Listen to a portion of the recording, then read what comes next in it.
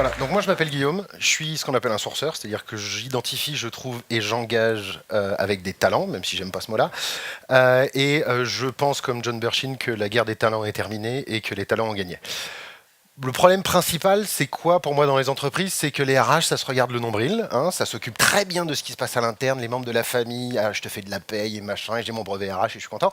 Quand il faut sortir et aller voir un petit peu, si les candidats arrivent, ça va, dès qu'il faut sortir, c'est tout de suite un petit peu plus compliqué, voire extrêmement complexe. Alors on va commencer à faire la liste au Père Noël. Moi, entreprise de 50 milliards de personnes, avec 10 millions de chiffre d'affaires, etc., je recherche un, et voilà. On n'explique pas pourquoi, on n'explique pas comment, on n'explique pas ça, mais on fait sa liste au Père Noël de ce qu'on veut, et on espère, hein, une bouteille à la mer, on prie pour que ça arrive. Le problème, c'est quoi? C'est qu'il y a un petit peu de bruit ambiant. Vous n'êtes pas tout à fait tout seul. Il y a un petit peu énormément de data qui traîne en ligne. Hein, je pense que Michel l'a déjà dit. Tout le monde essaye de communiquer. Est-ce que vous avez fait le test de chercher vos propres annonces sur un mobile? 87% des gens commencent une recherche d'emploi sur mobile. Commencez par ça.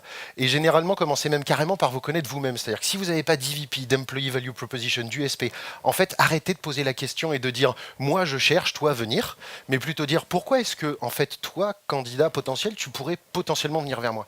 Et tout ça, ce n'est que du marketing. C'est que du marketing, c'est du marketing digital. On oublie les RH, on oublie même le recrutement.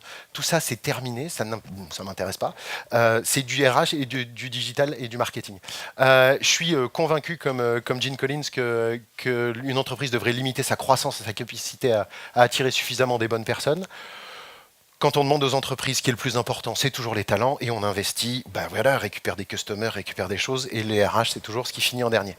En parallèle, il y a quoi? Il y a déjà 562 millions de personnes sur LinkedIn, il y a 2,3 milliards de profils sur Facebook. Vous en faites quoi, vous, de cette data?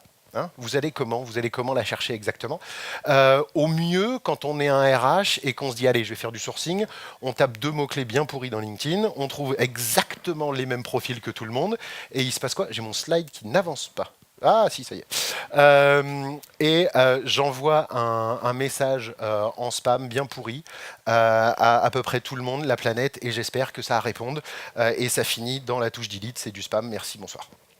Je suis intimement convaincu que même le meilleur cuisinier du monde, si vous lui donnez 2 carottes pourries, il ne va pas finir avec le meilleur plat du monde.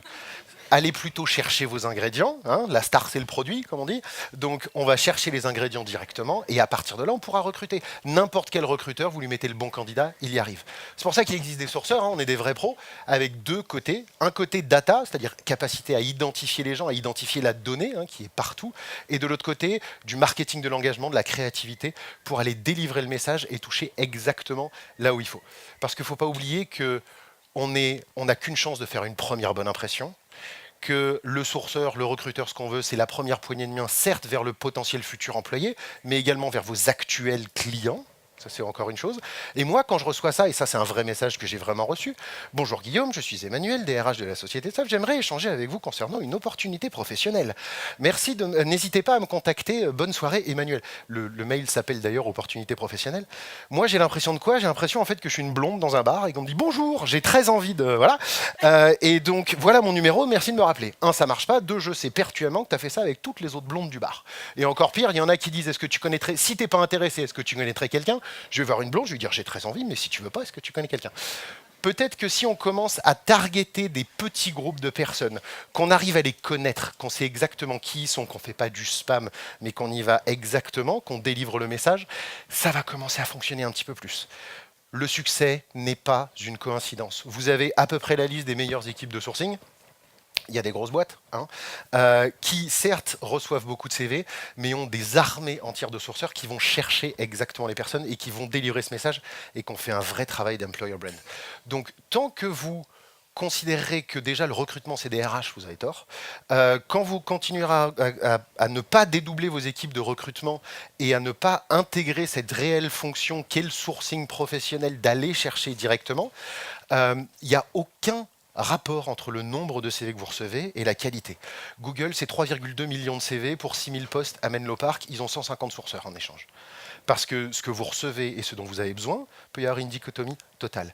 Il faut pour moi coupler une stratégie d'outbound, c'est-à-dire je passe le bon message vers l'externe pour que les gens qui veulent venir puissent venir, à une stratégie d'inbound qui est je vais chercher directement, c'est l'inverse, je vais chercher directement les personnes qui m'intéressent.